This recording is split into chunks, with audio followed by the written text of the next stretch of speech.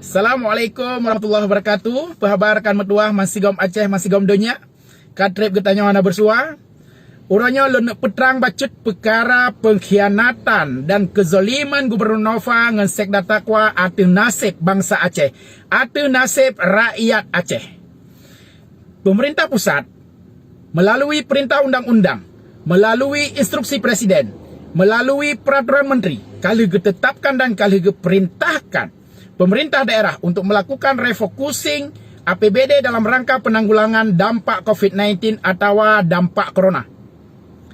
Bak tanggal 15 Juni 2020, pemerintah Aceh di bawah Gubernur Nova ngan Sekda Takwa kalau dilakukan refocusing atau perubahan APBA 2020 melalui Pergub nomor 8 tahun 2020 tanpa melibatkan DPRA. Dalam Pergub 8-nya ditetapkan anggaran refocusing sebesar 2,5 triliun. Dalam 2,5 triliun anggaran refocusingnya na pos belanja bantuan sosial senilai 1,5 triliun atau 1.500 miliar. Bantuan sosialnya nak ditujukan bagi urang-urang bangsa Aceh yang terdampak COVID, yang menderita gara-gara corona, yang kesulitan ekonomi gara-gara corona.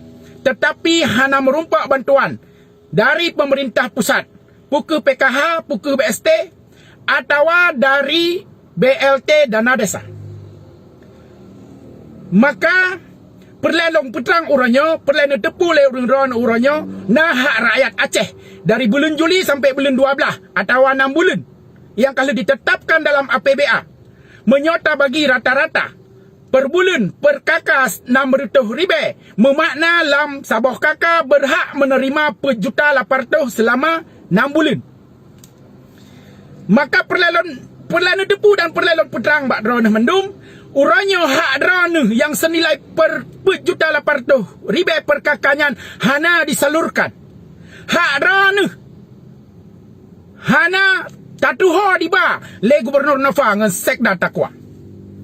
Maka berlena depu para pemimpin di Aceh uranyo ji pemain-main nasib rakyat Aceh yang kesulitan gara-gara corona. Le ditulis dalam buku APBA, le ditulis dalam Pergub 8, tetapi sampai uranyo hana disalurkan. Yang lon pegahnya kan haba pesuna, kan haba fitnah. Nyompat bukti. Yan, nyalang bukunya metulis anggaran bantuan sosial untuk rakyat Aceh 1,5 triliun. Tapi pertanyaan ji, pakan sampai uranyo hana disalurkan. Di Pulau Jawa, karyawan yang gaji di yup 5 juta dijok bansos 2,4 juta per kakak. Di Jawa Barat 1,8 juta kakak dibantu dari sumber APBD Jawa Barat. Di Sumatera Barat pilagenyan ratusan ribu kakak dibantu dengan APBD Sumatera Barat. Padahal awalnya APBD Hanatro setengah APBD Aceh. Maka benar tepu oleh drone bangsa Aceh, oleh drone rakyat Aceh. Pemimpin getanya uranyo kaji pemain-main nasib rakyat Aceh yang tengah kesulitan dalam masa coronanya. Maka ni ba uranyo ulan pesasi bak drone bandum bangsa Aceh, bak drone mandum rakyat Aceh. Gubernur Novanyan adalah sidro penguasa yang zalim.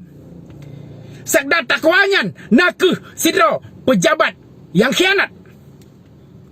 Penguasa dan pejabat yang zalim dan khianat atuh nasib dan amanah rakyat Aceh.